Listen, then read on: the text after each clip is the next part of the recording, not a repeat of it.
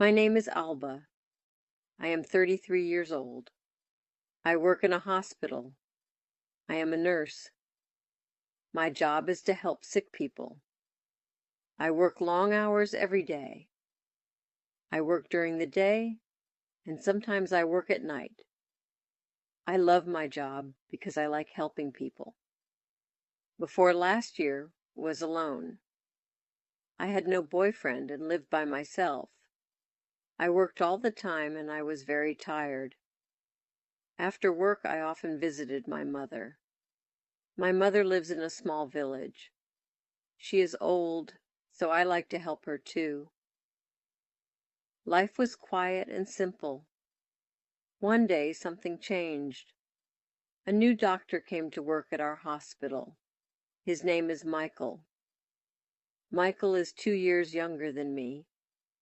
He is 31 years old, and he is very handsome. He is tall, with brown hair and blue eyes. He smiles a lot. All the nurses like him because he is friendly and kind. At first I thought Michael would not notice me. I am not very slim, and I am just an ordinary woman. I don't wear fancy clothes, and I do not have long, beautiful hair. I did not think Michael would be interested in me. But then Michael started talking to me. He was always kind to me. He asked me how I was doing. He smiled at me every day. I was surprised. I did not think someone like Michael would be interested in someone like me. One day Michael asked if I needed a ride home. I said yes. He drove me home in his car. It was a nice car, and we talked the whole way. We talked about work, our lives, and our families. I felt very happy talking to him. Michael was easy to talk to. After that, Michael often drove me home.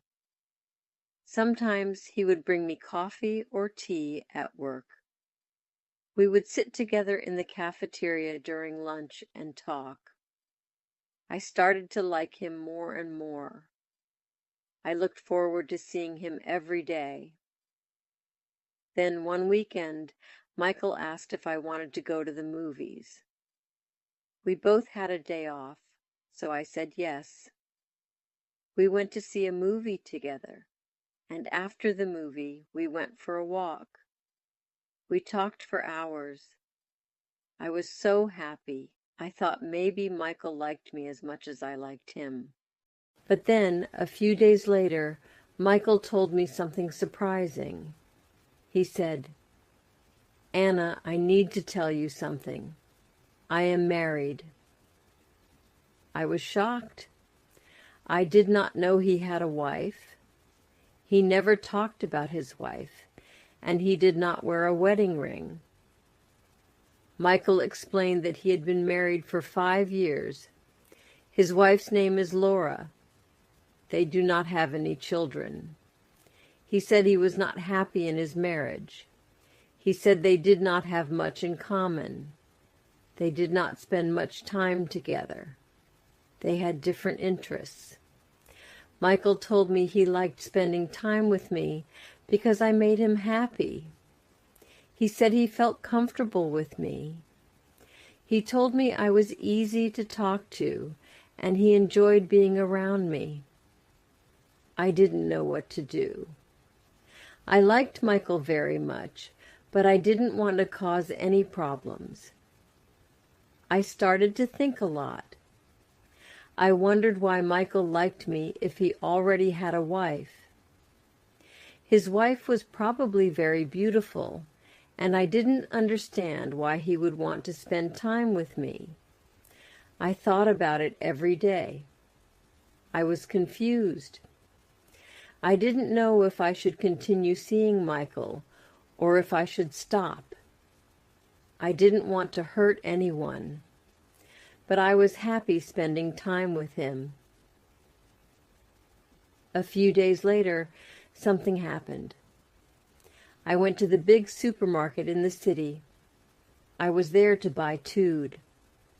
As I walked through the aisles, I heard a familiar voice. It was Michael. He was talking to someone.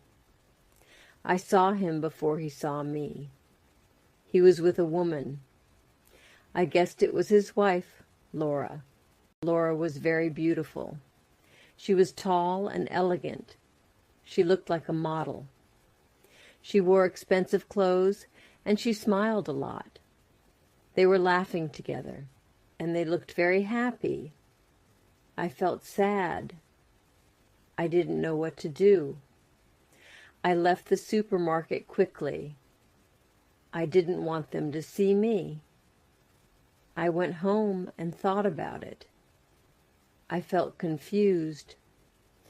Why did Michael spend time with me if he had a beautiful wife? Why did he choose to talk to me? I started to think about my situation. I didn't want to be the other woman in Michael's life. I wanted to make the right decision, but it was hard. I knew I had to talk to Michael and figure out what to do. Later that night, I couldn't sleep. I kept thinking about Michael. I thought about how kind he was to me and how much I enjoyed spending time with him. But I also thought about his wife. She was beautiful and looked perfect. I didn't understand why Michael would choose to be with me when he had a beautiful wife. The next day I went to work feeling tired and sad. I didn't want to see Michael, but I knew I had to talk to him. When I saw him, he smiled at me like everything was normal, but I couldn't smile back. I needed to know what was really going on. "Michael, we need to talk," I said. He looked at me, confused. "What's wrong, Anna?" he asked. "I saw you at the supermarket with your wife," I said. "You looked happy. I don't understand why you are spending time with me if you are happy with her." Michael looked sad. "I'm not happy, Anna," he said. "Laura and I don't have the same connection that you and I have. With you, I can be myself. You make me feel alive." I didn't know what to say. I liked Michael, but I didn't want to be the reason someone's marriage fell apart. I decided to give myself some time to think. I told Michael that I needed space. Over the next few days, I thought about everything. I talked to my best friend, Sarah, and told her about Michael. Sarah is always honest with me. She told me, "Anna, you deserve someone who can be with you fully.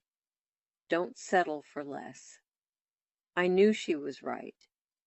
I needed to think about my own happiness and what I wanted in life. A week later, Michael called me.